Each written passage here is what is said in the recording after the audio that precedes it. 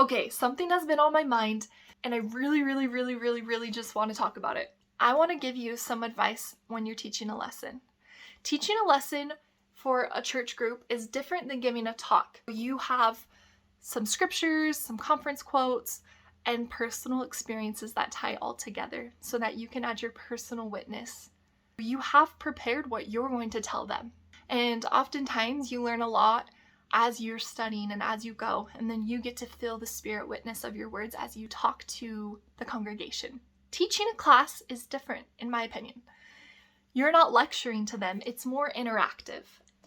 And that's what I love, because I sit for an hour and I listen to the speakers and it's great. And then I want to go and participate in a discussion. One of my callings, I have two, by the way. I don't know how that happened, but I got two callings somehow. But my first calling is as a Relief Society teacher, and I love it. It doesn't even feel like a calling. It's not even work. When I am preparing to teach a class, step one, I am praying for those people in that class. I'm praying for my sisters in Relief Society that I can know what they need, that I can know what they're struggling with, what they need to hear, that the Lord will bless me with that knowledge so that in the lesson, they're aware that He is looking out for them, that He's aware of their struggles, and that He loves them.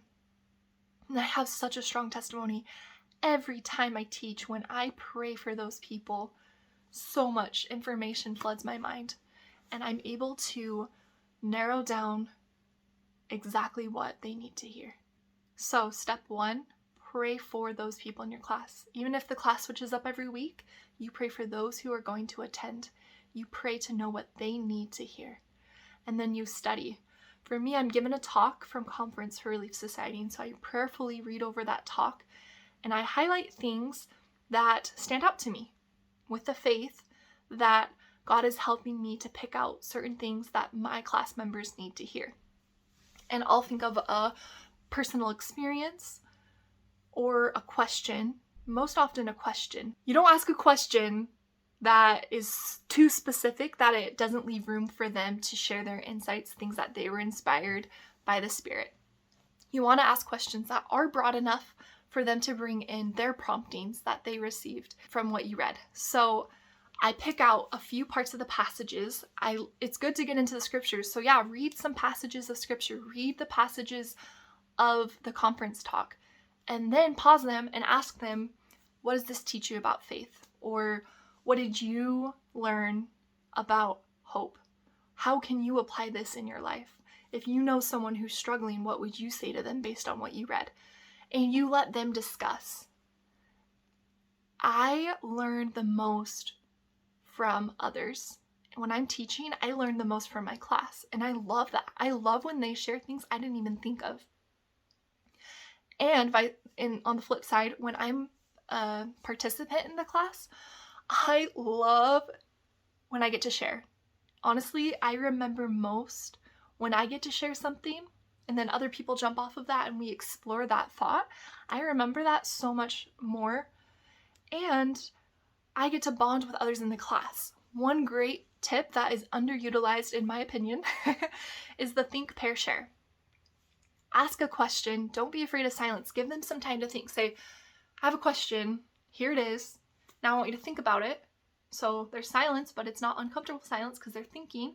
And then say, when you're ready, turn to the person next to you and share your thoughts. Every single person gets an opportunity to share their testimony and to speak that day in Sunday school. I love that. And then you ask collectively, okay, what did you discuss in your partnerships that everyone should hear? There's such a spirit when you allow people to share what the Spirit is prompting them. So with teaching, I like to think about it as I'm actually a facilitator. I'm standing back and actually helping them to teach each other and to teach me. And I'm just sparking the way, lighting the way, starting off with some questions, then directing them back together, organizing them. Okay, you have a minute now to wrap up, finish up your last thoughts. Okay, what did you guys learn? I love to learn the names of those in my class. I cannot tell you how amazing it is when a teacher knows my name. And so when I call on them, I'll say, yes, you, what's your name? Okay, Kelsey, yes. And then after they share, I love to compliment them by name. Thank you, Kelsey. That was great. When you speak up to share a comment, you're getting validated. And so you're going to want to keep speaking up and keep sharing because it's a safe place. I'm getting to know them personally, and the class is getting to know each other. So they feel more unified. They feel like they're a family. They know each other by name. So those are just a few of some of the tips that I have. You are the facilitator. Pray for those inspired questions. Pray to know what passages to focus on, some specific questions to ask. And then in the moment you are teaching, follow the Spirit. Maybe he'll have you prepared all these things, but the class is really talkative, and so you feel prompted to skip over a few sections, and that's okay, because your main job as a teacher is to invite the Spirit and to let those students feel God's love for them through you. And so if you are focused on their needs, on loving them, and testifying of Christ, they will feel that. They will feel loved. They will feel the Spirit. They will grow. They will remember. They will become more like Jesus Christ. And that is your goal as a teacher.